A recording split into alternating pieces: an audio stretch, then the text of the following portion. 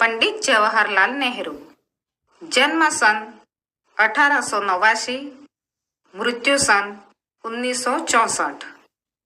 पंडित जवाहरलाल नेहरू का जन्म इलाहाबाद शहर में हुआ था। जवाहरलाल की शिक्षा इंग्लैंड में हुई थी। स्वदेश आने के बाद वे गांधी जी के साथ स्वतंत्रता संग्राम में शामिल हो गए। वे स्वतंत्र भारत के प्रथम प्रधानमंत्री बने तथा आजीवन उस पद पर बने रहे। वे कुशल राजनीतिज्ञ, गंभीर विचारक तथा सफल साहित्यकार थे। मेरी कहानी, विश्व इतिहास की झलक, भारत एक खोज इनकी प्रसिद्ध रचनाएं हैं। प्रस्तुत लेख में अनपढ़ ग्रामीण लोग भारत माता की जय का नारा तो लगाते हैं, किंतु भारत माता के सच्चे स्वरूप तथा उनकी वत्सलता से अनजान है। उनकी उस अज्ञानता को लेखक के द्वारा दूर करके वास्तविकता से परिचित करने का प्रयास है। रात हो गई थी। हम तेजी से रोहतक दिल्ली रोड की ओर बढ़े, क्योंकि उस रात की हमें दिल्ली पहुंचकर गाड़ी पकड़नी थी।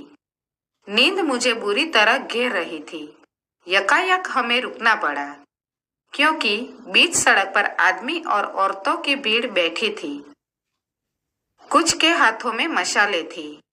वे आगे बढ़कर हमारे पास आए और जब उन्हें संतोष हो गया कि हम कौन हैं, तब उन्होंने बताया कि दोपहर से वे वहां बैठे बैठे इंतजार कर रहे हैं। वे सब हृष्ट पुष्ट जात थे। उनमें ज्यादातर छोटे मोटे जमींदार थे। उनसे बिना थोड़ी बहुत बातचीत किए आगे बढ़ना मुमकिन नहीं था।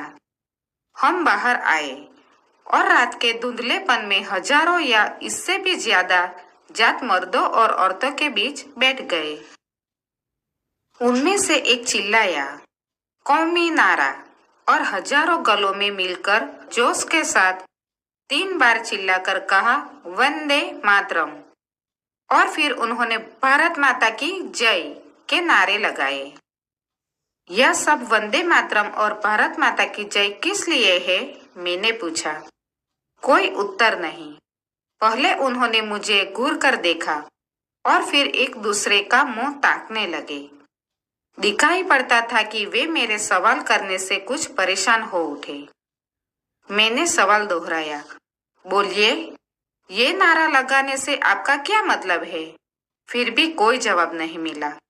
उस जगह के अधिकारी, कांग्रेस कार्यकर्ता कुछ खिन्न से हो रहे थे। उन्होंने हिम्मत करके सब बातें बतानी चाहिए, लेकिन मैंने उन्हें प्रोत्साहन नहीं दिया। यह माता कौन है जिसको आपने प्रणाम किया है और जिसको जय के नारे लगाए हैं? मैंने फिर सवाल किया। वे फिर चुप और परेशान से हो रहे। ऐसे अजीब सवाल उनसे कभी नहीं किए गए थे। सहज भाव से उन्होंने सब बातों को मान लिया था। जब उनसे नारे लगाने के लिए कहा जाता था, वे नारे लगा देते थे। उन सब बातों के समझने की उन्होंने कभी कोशिश नहीं की। कांग्रेसी कार्यकर्ताओं ने नारे लगाने के लिए कहा, तब वे उज्र कैसे कर सकते थे? वे तो खूब जोर से पूरी ताकत लगाकर चिल्ला देते थे। बस नारा अच्छा होना चाहिए, इससे उन्हें खुशी होती थी और शायद इससे उनके प्रतिद्वंदियों को कुछ डर भी होता था। अब भी मैंने सवाल करना बंद नहीं किया।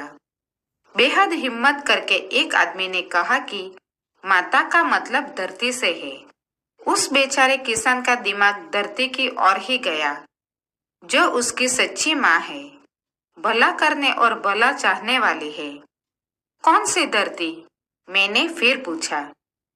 क्या आपके गांव की धरती, या पंजाब की, या तमाम दुनिया की?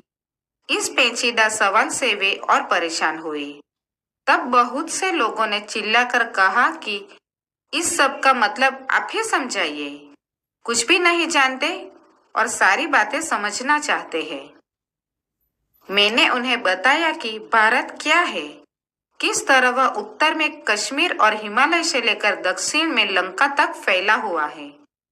उसमें पंजाब, बंगाल, बंबई, मद्रास सब शामिल है। इस महाद्वीप में उनके जैसे करोड़ों किसान हैं, जिनकी उनके जैसे ही समस्याएं हैं।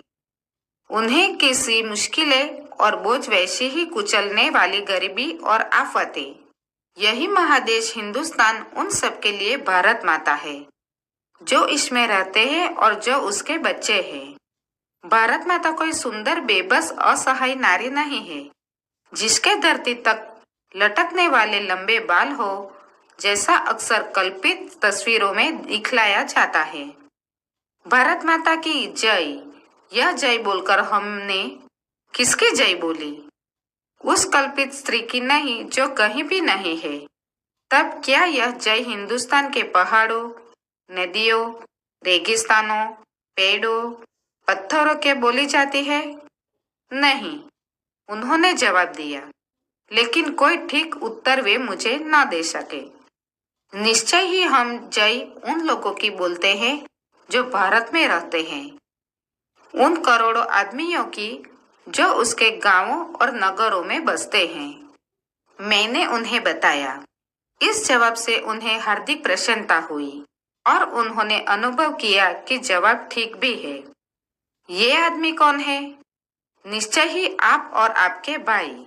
इसलिए जब आप भारत माता की जय बोलते हैं तो खुद अपनी और हिंदुस्तान भर के अपने भाई बहनों की जय बोलते हैं। याद रखिए, भारत माता आप ही है और यह आप अपनी ही जय बोलते हैं। ध्यान से उन्होंने सुना। प्रकाश की उज्जवल रेखा उनके भोले भाले चेहरों पर उदित होती दिखाई दी। यह ज्ञान उनके लिए विचित्र था कि वह नाराजी से वे इतने दिनों से लगा रहे हैं, उन्हीं के लिए था। हाँ, रोहतक जिले के गांव के उन्हीं बेचारे जात किसानों के लिए यह उन्हीं की जय थी।